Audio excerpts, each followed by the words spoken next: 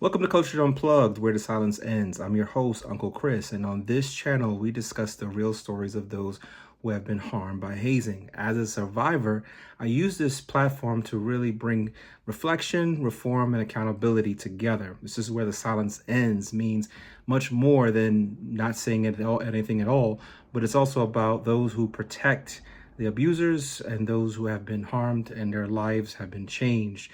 And we use this space to be able to give them their power back by sharing their story. And we hope and invite you to do so as well. So if you're interested in doing so, just email me at coveredandcultured@gmail.com. In a moment, we're going to be talking about one of the most secretive and powerful forces in American college life, a hidden network of influence that has shaped politics, campus leadership, and racial inequality for almost a century.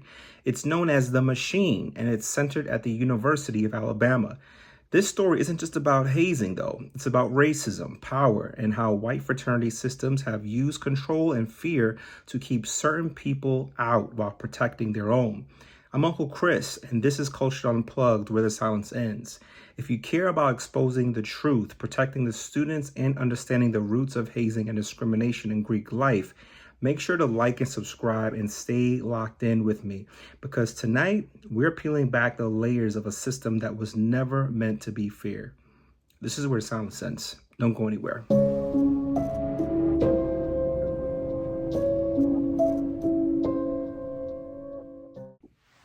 Before we continue the video, family, I just wanted to encourage you and join me in supporting life-saving research through the National Anti-Hazing Research Fund. This is a link that's in my bio here on the YouTube channel. Every dollar counts, no matter what it is, big or small. This is done through the StopHazing.org nonprofit, who we have collaborated with, and the HazingInfo.org as well, working in tandem to give back to life-saving research. Every dollar counts. The link is in the bio. Please show your support. Please. Let me just say that there's no intended defamation to the University of Alabama or its organizations. This space and what I'm being able to share right now falls under the fair use clause. So this is all reported or have been reported in the news, and what I'm sharing to you does come with the facts. So let's begin. The Machine began in 1914. It was the public face of something called the Theta Nu Epsilon, a coalition of white fraternities and sororities that formed a voting bloc to dominate student government elections. Over the years, it became a kind of secret government inside the school. So they handpicked the candidates, they rigged the campaigns, and punished anyone who dared to run independently. What does that sound like to you? Student and journalists alike started calling it what it truly was, a shadow government built on fear, influence, and privilege. Former insiders said if you crossed the Machine, your tires might get slashed, your reputation ruined, or your social life destroyed. And for decades, administrators looked the other way. From its very beginning, the Machine was segregated, white fraternities only.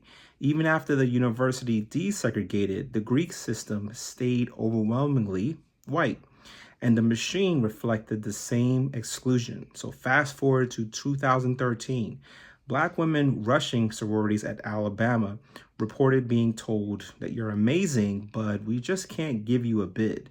Emails later showed that some alumni had pressured members not to integrate their chapters.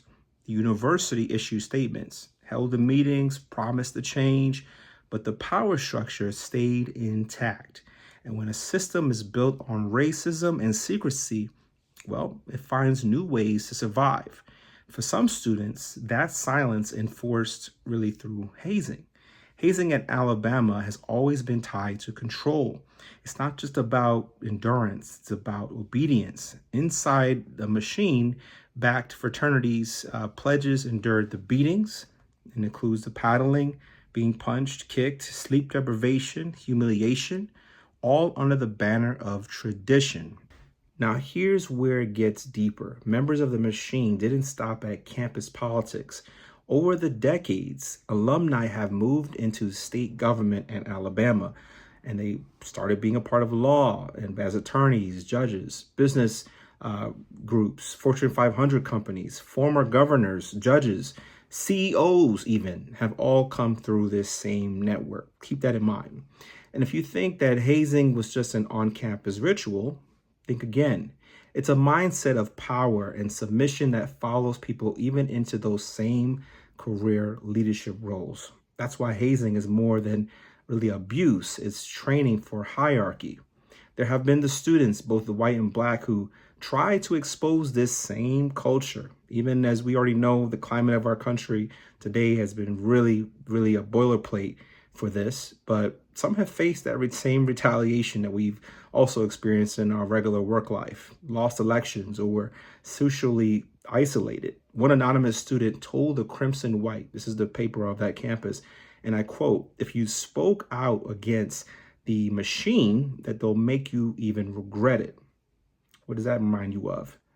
That fear is the same fear every hazing survivor knows, including me, myself. The fear of breaking the silence. That's why we really tell these stories here, because every survivor deserves to be heard without being punished for telling or sharing their truth. Now, I want to be clear, hazing and racism are not exclusive to just white fraternities. But when we talk about reform in Black-led organizations, we must also talk about where this culture originally came from. Much of the early hazing structure, the secrecy, the physical trials, the endurance tests was modeled after white fraternities that have already normalized it. So when we say we're breaking the generational trauma, we have to trace it to all the way where it came from, the systems that actually created it really in the first place. The University of Alabama continues to face hazing reports, and the machine still exists, unofficially but powerfully. The school has made public diversity commitments, but the truth is, power doesn't change easily. Until there's transparency, accountability, and a zero tolerance policy for both hazing and discrimination, the culture will stay the same. In the 1990s, students running against the machine-backed candidates were harassed, even attacked. One young man named as Mims Hackett was assaulted during his campaign for student body president. That kind of violence wasn't random. It was a message. Do not challenge the system. Today, I'll say, some people still claim the machine is gone, but talk to students on campus and they'll tell you it's alive and well, just quieter. Fraternities and sororities still vote in blocks, and certain candidates always seem to win. Those who speak against it still face the same retaliation, just in subtler ways. But social exile, career pressure, whispered threats, these are patterns of what still follows, and it's an institutional model into professional work life where you're shunned for even speaking up in boardrooms or meetings, just for the way you look, just for the way you sound. That's how institutional power works. It adapts. It learns really to look cleaner while staying just as toxic. So let me just share this here. Really important.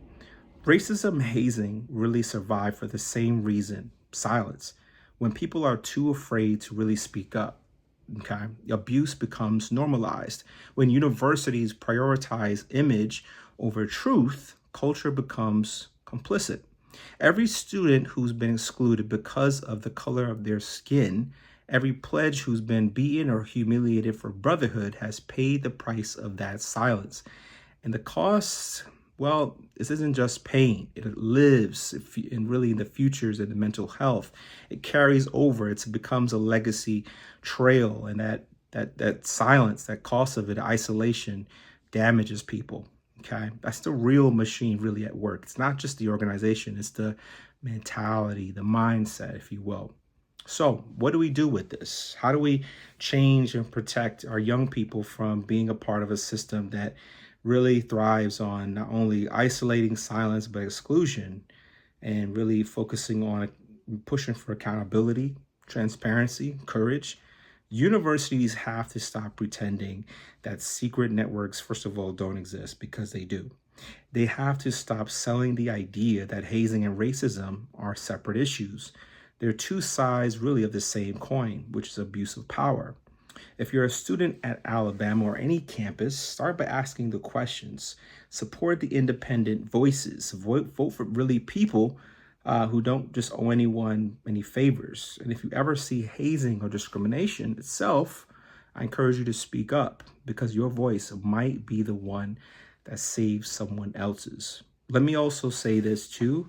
Very important that we understand that this mindset, the system of being a part of, different groups where you're not necessarily always welcomed, that trait, those things come from this ideology that you have to be a certain person to be a part of a group, and it carries into the professional work life, something that we should have a conversation on this channel. Funny enough, interesting, ironic enough, we're going to be hosting a young man who's going to share his story when he was looking to pledge, or he's already pledged Kappa Alpha Psi at University of Alabama. So I'm looking forward to hosting him and being a part of that conversation. So you will hear his story this Sunday at 6 p.m. Eastern Standard Time. So don't miss it.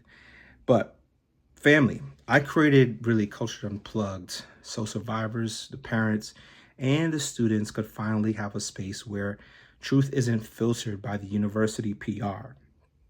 The machine at Alabama may be one really story, but it's part of a larger pattern across America, in my opinion, where the loyalty is valued more than life and silence protects the powerful. But not here, not anymore. If this message really spoke to you, like this video, share it and subscribe to the movement here at Cultured Unplugged, because together we expose what others will try to hide, the stories of those that the organizations really would try to bury and never even heard of. They're told here with respect, love, and light and grace. I'm Uncle Chris, and this is Cultured Unplugged, where the silence ends. Good night.